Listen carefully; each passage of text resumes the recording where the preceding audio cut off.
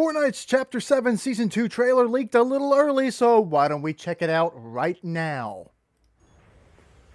Let's see what they've got for us. Signals coming from in there? Oh, we got voiceover. Seriously?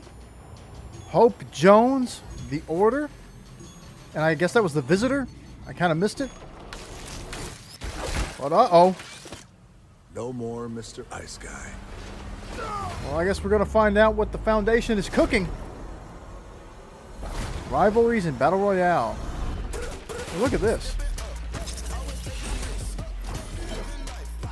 Rival found. Okay. Probably going to get copyright stricken for this song, but we'll find out what happens. I've got this turned up really loud.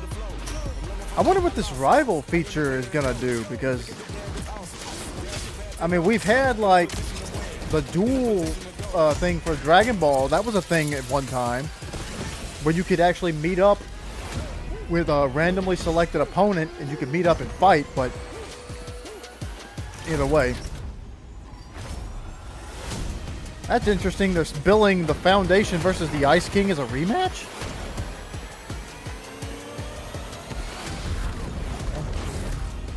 Look at this cinematic.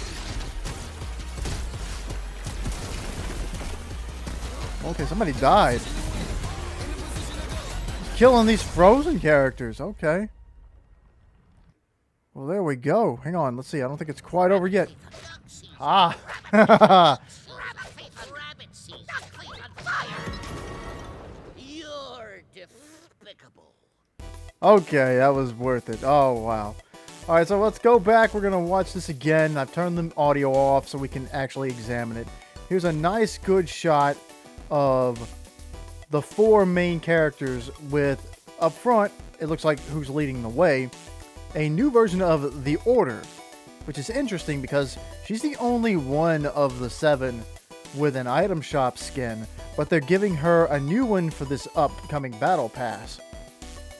But I also, something I realized last season is that before now, the Order was the only member of the 7 who did not have any voiceover work at all.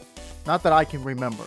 Everyone else from the from the original members of the 7, even if it was just one little bit, even if it was that one chapter 1 audio from the Visitor, he at least got something.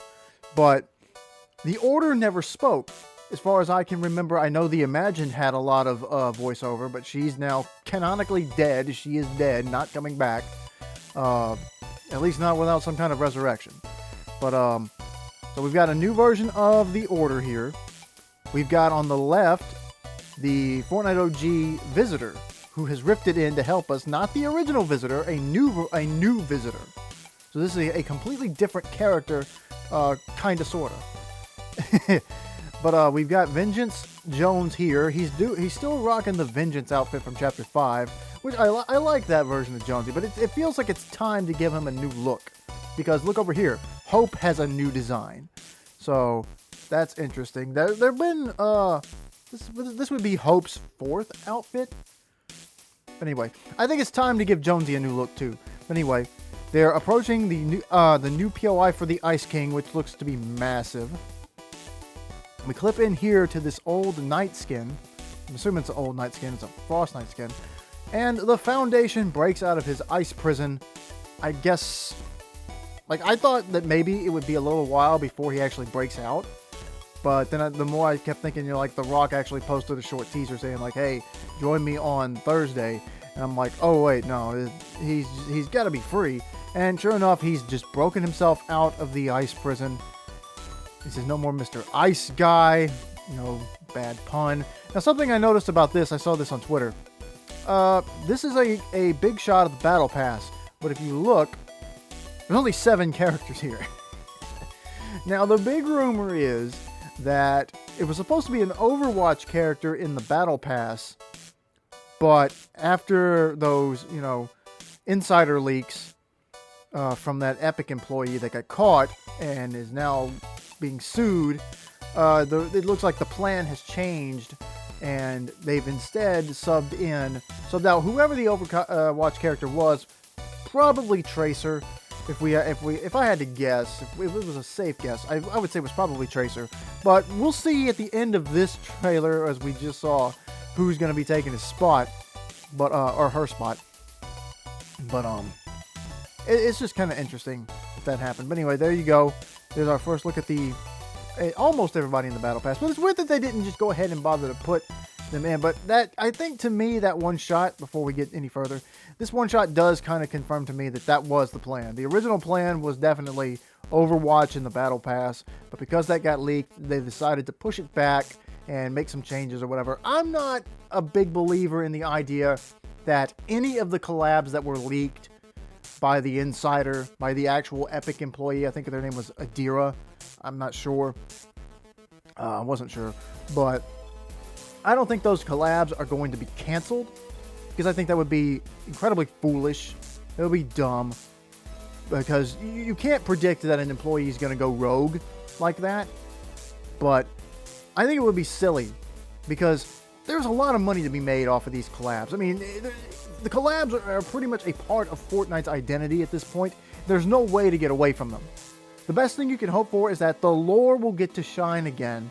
They'll put the spotlight on their original characters, hype them up, and make people excited for them, instead of just dumping a bunch of random skins in the item shop and saying, here you go, there's no story to any of these characters, but we hope you like them and that you'll spend all of your money on them, especially now that we're decreasing the amount of V-Bucks you get when you buy these bundles. So, yeah, not happy about that either. I haven't had a chance to really talk about any of the more controversial stuff that's been happening with Fortnite. So, to say the least, I'm not happy about the reductions in the V-Bucks bundles either. You get far less now, and it's frustrating. But for me personally, I feel like I've poured so much money into the game because I got so much enjoyment out of it. I would feel like it would be a waste to just stop playing the game. At least, like, just because of the prices. I mean, but I also feel like this. People would not have been as upset over this if they had just raised the prices of the stuff. People would still be mad, justifiably too.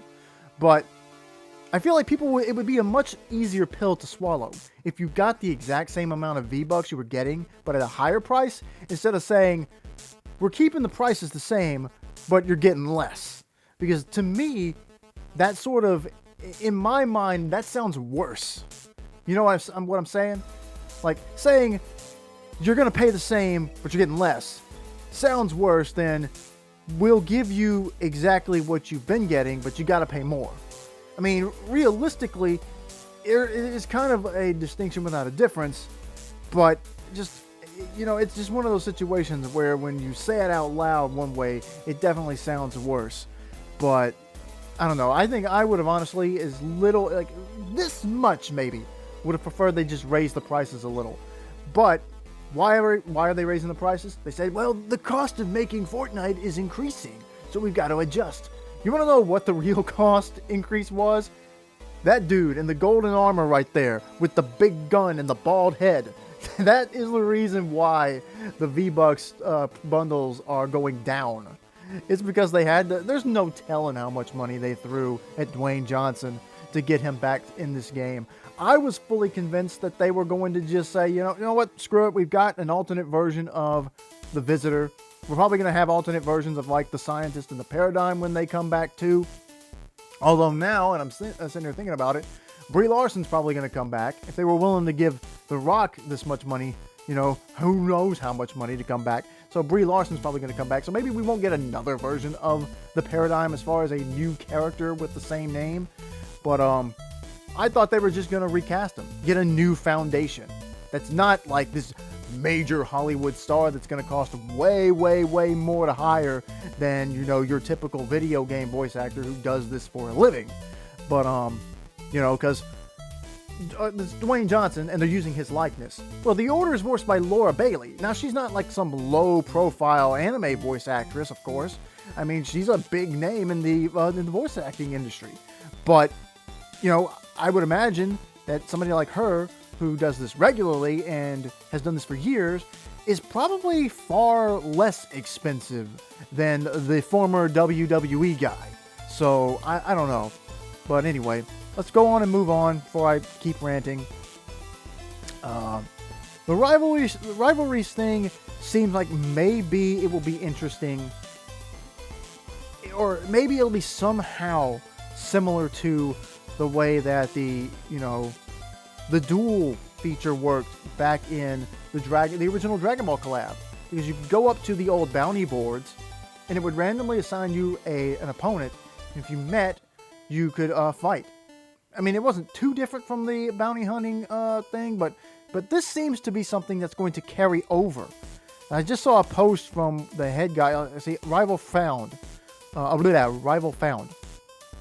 Now, my question is, are we going to get this kind of, like, effect overlay here where it says rival found and this cut in to show you who it is? Is that going to be in-game, or is that just for the trailer? And it seems like maybe these rivalries will carry over through the season. So if you have a rival that you're playing through the game and you end up in the same game, maybe you'll I don't know yet how it will determine who your rival is, but if this carries over between games through the entire season, that would be pretty interesting. I don't know, like, what kind of an impact it'll have or what it'll do. See, it says rival eliminated. Like, are we going to get these types of notifications? Is it going to just randomly assign you a rival? Like, if you play, like, I don't know. I guess we'll just have to wait until it goes live, but this will be interesting. See, it says rival restarted. Now, Fishstick is running away here. That character just got rifted away with a rift gun, I think. Look at Fishstick. And eliminated. If you look at that, look. It was eliminated with these golden, when he was eliminated, it turns into golden cubes. So I wonder if that happened. Did that happen over here too? Oh, I couldn't tell.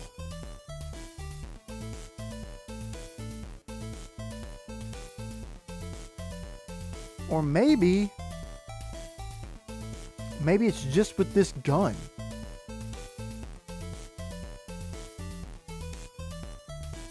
See, that's a rift gun. It creates a portal. You can knock somebody into it. That character turned into blue cubes. Look at that one. See, that looks like that gun looks like it's powered by the Dark Voyager. It's got the same color scheme. Look at the golden / lava-like cubes. Kill them with that, and they turn into these different color cubes. So, I guess that one's just for that particular gun. That's interesting. Of course, the Ice King here. I'm guessing that's his emote. Here's an emote for the Rock. I'm still perplexed by this, though. It says rematch. Now, I don't know if that means, like, for players, like if you can meet the same player you fought before, or if this is teasing that the Foundation and the Ice King have fought in the past, and maybe that's where he's been all this time. We have no idea, lore-wise, where the Foundation has been all these years. He disappeared after the big fight against the Imagined Order. You know, we found his helmet was just on the Chapter 3 island, and some of the other characters were like that too. But we have not heard from him in years. So he's just been gone. But I've wondered if this is the same Foundation as back then. And I think it's going to be, because why else bring back The Rock for this if it's not like a continuation of that character's story? Because to me, it wouldn't make sense for this to be another Foundation with the same face as Dwayne Johnson's, and it's a totally new character.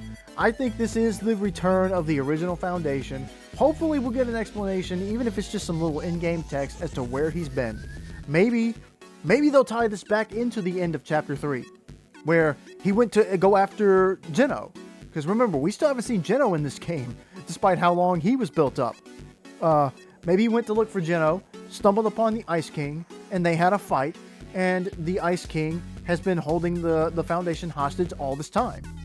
And now that the Ice King is working with the Dark Voyager, and he's brought his collection of characters that he's had on ice all this time, well, Foundation is breaking free. Maybe he heard the distress call from Jones and the Order and the Visitor and Hope, and he said, you know what? It's time to break free. It's time to make my move. So, I don't know. I'm just throwing ideas out there. But anyway, Foundation's got some big punching weapons here, gauntlets, that he actually had these back in, they used them in the cinematics for the original Resistance season 3, Chapter 3, Season 2, for the 7 versus IO war. So the fact that they turned that into a thing in the game is cool. And his big rifle is going to be a weapon too. So we'll finally get to see that. Look at the ice. He just killed Peely. That's common.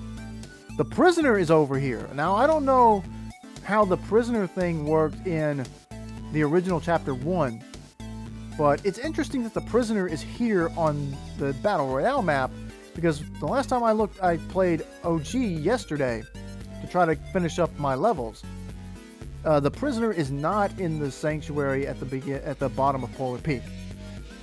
It's completely melted out now. Now I don't remember how. I have no idea how Chapter 1's played out. I don't know if that happened the same exact way, or what's going to happen. But it's interesting that he's here. I'm wondering if he'll still be here.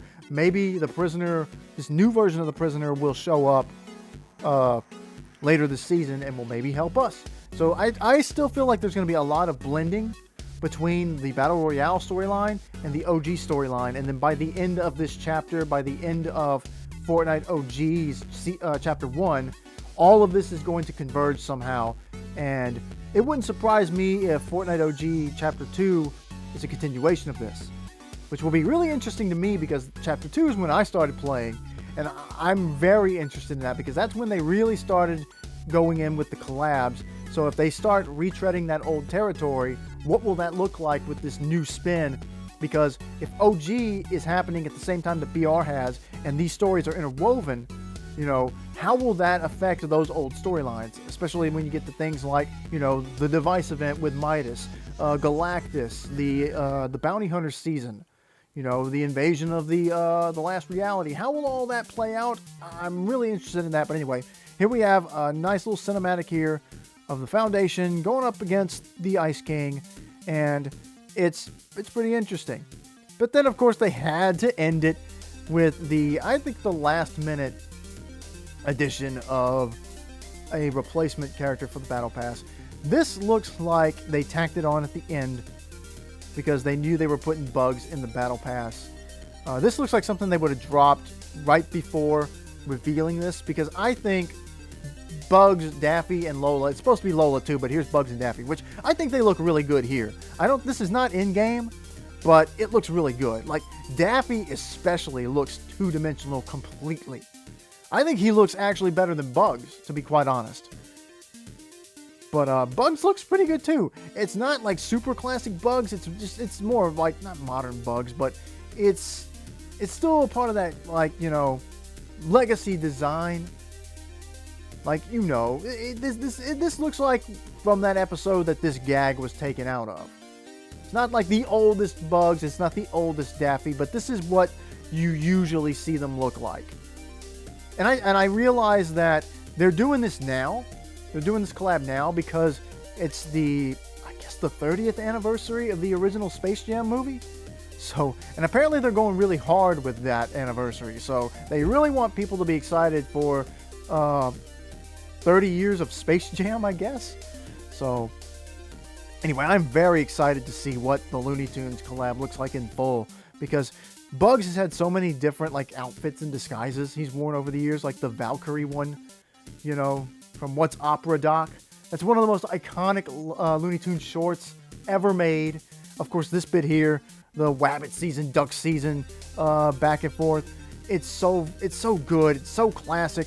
Some of the funniest animation you'll ever see. And it's just amazing to me that that the Looney Tunes are in Fortnite now.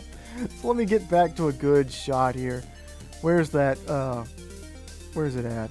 We'll stop it, but yeah, I'm fully of the belief that it was going to be Tracer in the Battle Pass, and because it got leaked, they decided to shake things up a little bit and replace her with Bugs Bunny. So I don't know. That's just the way it seems to me. But anyway, what do you guys think about this Battle Pass? What do you think about this season? Does it look pretty exciting? Do you think that, would you have rather have Tracer in the Battle Pass than Bugs Bunny? Or are you more satisfied that Bugs is here instead of one of the Overwatch characters? Let me know in the comments what you think. Like and subscribe if you haven't already. And hey, tomorrow, Fortnite Showdown goes down. We'll see you out on the island. Till then, bye-bye.